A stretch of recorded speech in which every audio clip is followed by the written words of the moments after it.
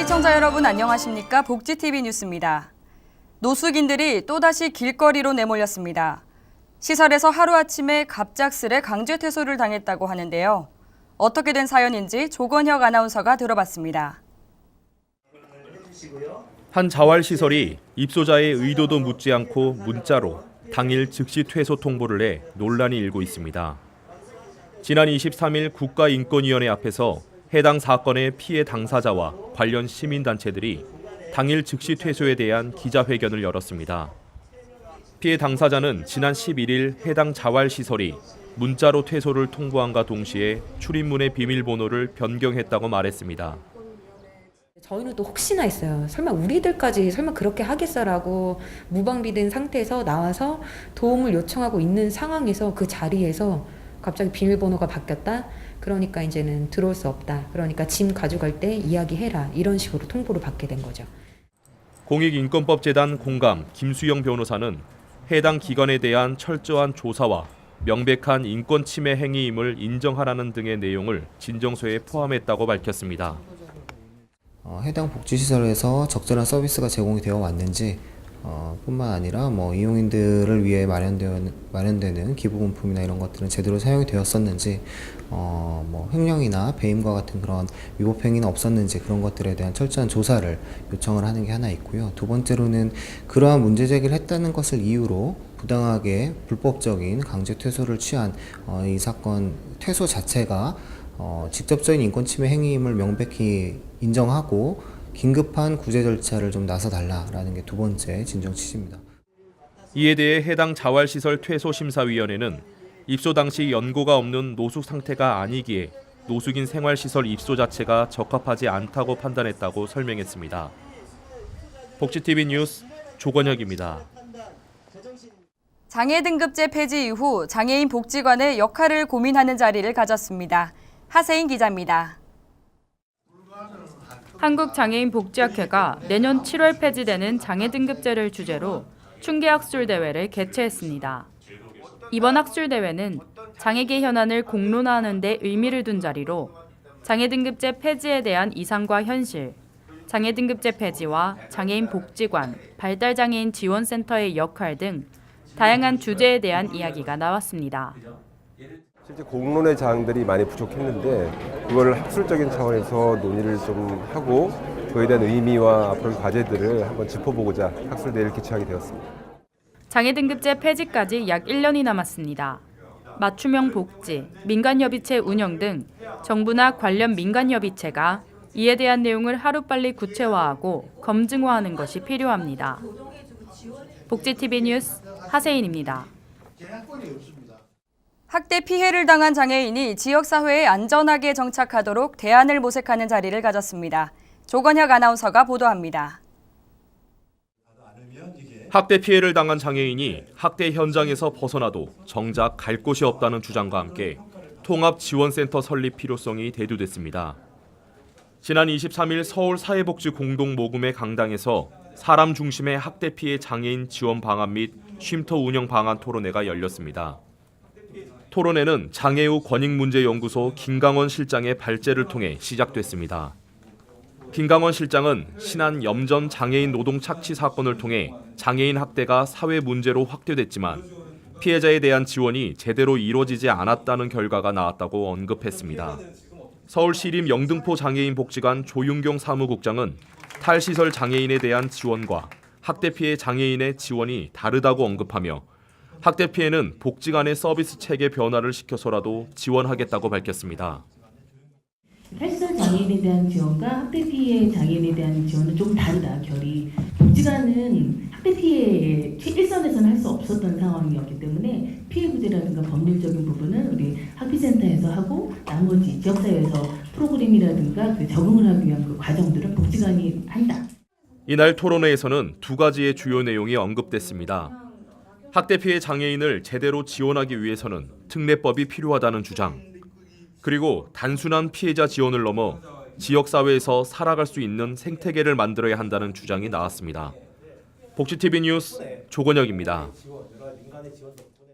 발달 장애인들이 문화예술을 통해 잠재 능력을 발굴하고 행복한 삶을 살 수 있도록 지원하기 위한 포럼이 열렸습니다. 청소년기 발달장애인의 잠재 예술 능력을 조기에 발굴하는 것이 중요하다는 주장이 제기됐습니다.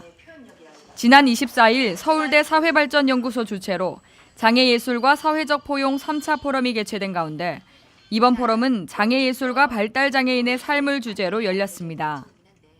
다른 분야에 비해서 굉장히 쉽게 접근할 수 있는 부분이고 거기에는 즐거움도 있고 성취감도 있고 하다 보면 또 자기를 표현하게 되고 하면서 자연스럽게 사회와 만날 때 그런 긴장감들이 사라지고 무대에 서는 것들에 대해서 즐거워할 수 있는.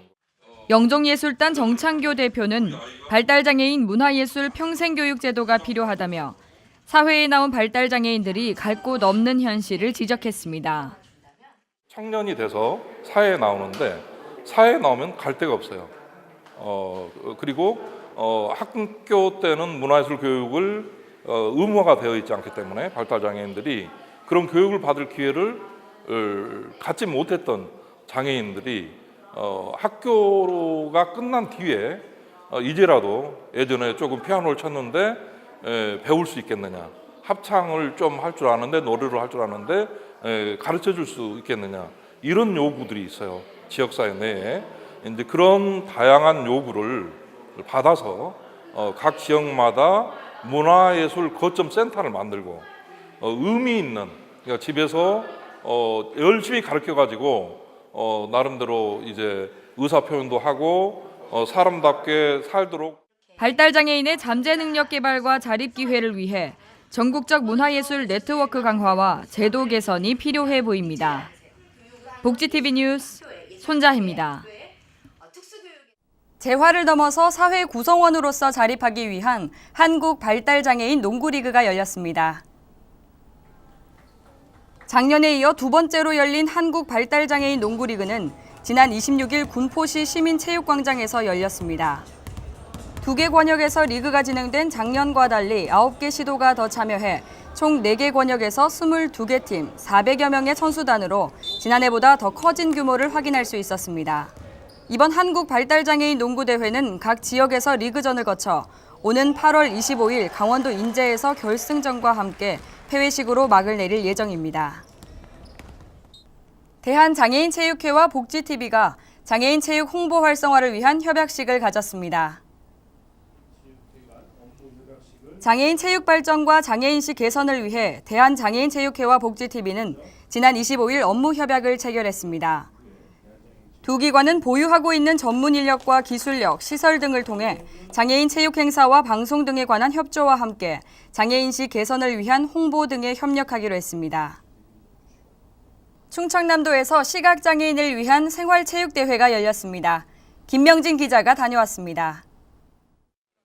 충청남도 시각장애인 스포츠연맹이 주관하는 제12회 충청남도 시각장애인 생활체육대회가 지난 24일 천안 종합운동장 보조경기장에서 열렸습니다. 이번 대회는 충청남도 시각장애인들의 생활체육 활성화와 화합을 위해 지난 2007년에 처음 개최됐고 올해로 12회를 맞이했습니다. 오늘 시군 지회에서 우리 시각장애인들이 천안 지역에 와서 함께 하게 돼서 참으로 감사하게 생각합니다. 이날 충청남도 14개 시군 지역 시각장애인 및 관계자 500여 명이 참석한 가운데 일부 행사에는 유공자 감사패 전달을 시작으로 개회선언, 우승기 반환, 선수 심판, 대표 선서 순으로 진행됐습니다. 2부 행사에는 육상 줄다리기, 공볼링과 멀리뛰기 씨름 등 총 11가지 종목의 경기가 펼쳐졌습니다. 저는 이제 시각장애인이 되면서 참 몸이 많이 안 좋은 상태에서 이렇게 꾸준하게 이제 운동을 했어요. 운동을 하면서 이게 내 몸에 많은 도움을 준다는 생각해서 하다 보니까 제가 운동을 너무 좋아하게 되면서 생활체육대회나 충남천이나 어디나 다 참석하게 됐어요. 이날 대회에서 아산시가 종합 우승을 차지했고 보령이 준우승, 공주가 3위를 차지해 시상식을 끝으로 대회는 막을 내렸습니다. 이번 대회에서는 선의의 경쟁을 통해 시각장애인과 비장애인들이 함께 화합할 수 있는 장이 됐습니다. 앞으로도 동행하는 사회가 될 수 있도록 모두의 지속적인 관심과 지원이 필요합니다. 복지TV 뉴스 김명진입니다. 보령시가 마을의 역사를 보존하기 위해 마을 박물관을 개관했습니다. 윤성은 기자입니다. 충청남도 보령시에 위치한 은골마을에 작은 박물관이 열려 화제가 되고 있습니다. 보령시에서 추진하는 마을 단위 문화예술 창작 공간 사업의 일환으로 보령시 개화 삼리마을이 선정돼 주민들은 사라져가는 마을의 역사를 기억하고 후손들에게 알리기 위해 박물관을 열게 됐다고 합니다.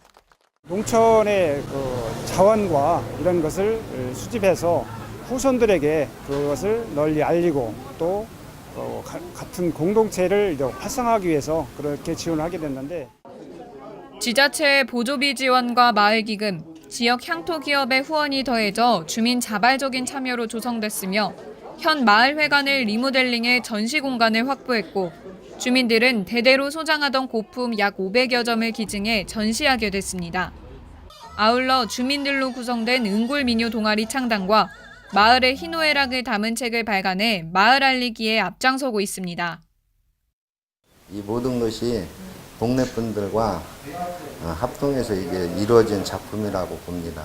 앞으로도 많은 사람들이 관람해 주십사 하고 마을 분들과 같이 행복한 마을, 꿈이 있는 마을을 만들고 싶어서 저희 회사가 할 수 있는 후원은 최선을 다해서 하고 있습니다.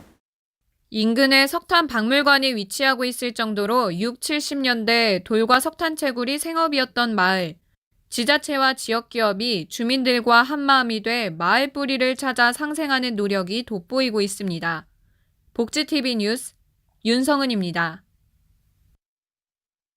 일하기 좋고 기업하기 좋은 광양시를 만들기 위한 노사민정 한마음 대회가 열렸습니다. 오보라 기자입니다.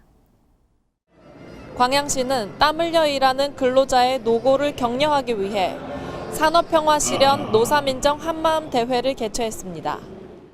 전남 지역 최초로 산업평화 광양선언을 한 이 대회는 올해로 24번째 기념식과 체육대회를 진행해 근로자 복지를 위해 힘썼습니다. 근로자와 기관단체장 등 1000여 명이 참석한 가운데 모범 근로자들에게 표창장을 수여하고 위로했습니다. 저희 광양시 24회 노사민정 한마음 대회는 일자리 창출이라든가 노사 간의 화합 차원에서 서로 상생하고 협력하는 모델을 구현하기 위해서 그동안 24년 했었고 앞으로 더욱더 발전해 나가는 광양시 노사민정이 되기 위해서 앞으로도 계속해서 진행하겠습니다. 특히 올해는 산업평화 공동실천선언과 일자리 나누기 공동선언으로 기업과 근로자, 지역사회가 동반 성장할 수 있도록 노사문화를 정착시킬 것을 약속해 그 의미가 컸습니다. 노사민정이 한마음 한뜻으로 서로 도우며 양질의 일자리 창출을 통해 일하기 좋은 광양, 기업하기 좋은 광양, 살기 좋은 광양이 되기를 기대해 봅니다. 복지TV 뉴스 오보라입니다. 매실 주산지인 전남 광양에서 올해 처음으로 매실 출하를 시작했습니다. 섬진강과 백운산의 청정 기운을 품은 빅그린 광양 매실이 첫 출하를 시작했습니다. 광양 매실 출하는 다합 농협을 시작으로 광양농협, 진상농협 등 6곳에서 진행됐으며 매실 출하 계획량은 올해 작황이 좋아 지난해 3,014톤 대비 32.7% 증가한 4,000톤으로 예상됩니다. 광양시는 광양 매실의 우수성을 알리고 인지도를 높이기 위해 가공과 판촉 등 다각적인 홍보 활동을 펼치고 매실 가격 안정화에 총력을 기울일 예정입니다. 가공시설을 갖추지 못한 농업인을 위해 만들어진 순천시 농산물 가공센터가 개장 1주년 운영 성과를 바탕으로 새로운 도약을 꿈꾸고 있습니다. 순천시 농산물 가공센터와 종합가공지원센터가 농가 소득을 창출하고 견인하는 가공 창업의 메카로 거듭났습니다. 가공시설을 갖추지 못한 농업인이 시제품과 가공품을 생산하고 농가 소득 창출을 돕기 위해 만들어진 순천시 농산물 가공센터는 현재 6천여만 원의 판매고를 올리고 있습니다. 이는 단순 1차 생산에서 지역 농산물 가공의 부가가치를 농가에 다시 환원하는 지역 상생 시스템 운영 결과로 받아들여지고 있습니다.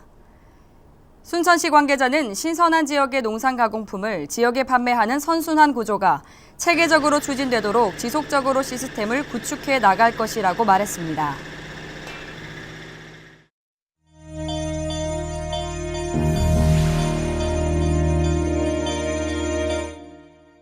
계속해서 간추린 소식 전해드립니다. 건강보험심사평가원과 국민건강보험공단이 4차 산업혁명 시대를 맞아 창업 아이디어 공모전을 개최합니다. 보건의료 빅데이터 창업 성공의 길을 열다라는 주제로 열리는 이번 공모전의 공모기간은 7월 11일까지며 창의적인 아이디어를 가지고 있는 누구나 참여 가능합니다. 최근 니파 바이러스 감염증 환자가 나온 인도 케랄라주를 방문하는 여행자는 감염에 주의하라고 질병관리본부가 당부했습니다. 인도보건부는 케랄라주에서 13명이 니파 바이러스 감염증에 걸리고 이 중 10명이 숨졌다고 발표했습니다. 질병관리본부는 감염 환자가 늘어날 것으로 보인다며 발생 지역에서 동물과 접촉을 피하고 대추야자 수액을 마시지 않도록 주의하라고 당부했습니다. 국내 입양아동 약 3명 중 2명이 여자아이로 여아를 선호하는 현상이 여전한 것으로 나타났습니다. 보건복지부에 따르면 2017년 국내에서 입양된 아동은 총 465명으로 이 중 여아가 315명인 68%를 차지했습니다. 교육부가 충남 아산 국립특수교육원에 국가장애인 평생교육진흥센터를 설치하고 개소식을 열었습니다. 앞으로 장애인의 생애주기별 평생교육을 체계적으로 지원할 예정입니다. 교육부는 국가장애인 평생교육진흥센터를 통해 올해 장애인 평생교육 현황조사 연구를 시행하고 장애 유형별 평생교육 프로그램 개발에 나서는 등 현장 교류도 강화할 계획입니다. 구례군 보건의료원이 세계 금연의 날을 맞아 관내 미취학 아동과 초등학교 저학년을 대상으로 흡연과 음주의 위험성을 알리는 인형극 공연을 열었습니다. 또 레이저쇼와 마술 레크리에이션 등 다양한 프로그램이 마련돼 어린이들의 큰 호응을 얻었습니다. 이 밖의 소식은 장애인신문과 웰페어 뉴스 홈페이지를 통해 확인하실 수 있습니다. 아프리카 속담에 한 아이를 키우기 위해서는 온 마을이 필요하다라는 말이 있습니다. 이처럼 한 아이를 위해서는 사회 전체의 관심과 도움이 필요합니다. 발달장애인 청소년들이 예술 문화뿐만 아니라 모든 분야에서 자신의 잠재 능력을 개발하고 당당한 사회의 일원으로 성장할 수 있기를 바랍니다. 복지TV 뉴스를 마칩니다. 시청해주신 여러분 고맙습니다. 우리 주변에서 일어나는 불공정한 사례부터 억울한 사연, 따뜻한 미담까지 장애인 신문과 웰페어 뉴스 홈페이지를 통해 보다 다양한 소식을 접할 수 있습니다. 시청자 여러분의 제보를 기다립니다. 웰페어 뉴스 홈페이지 또는 전자우편, 전화번호 02-2655-9519로 많은 제보 바랍니다.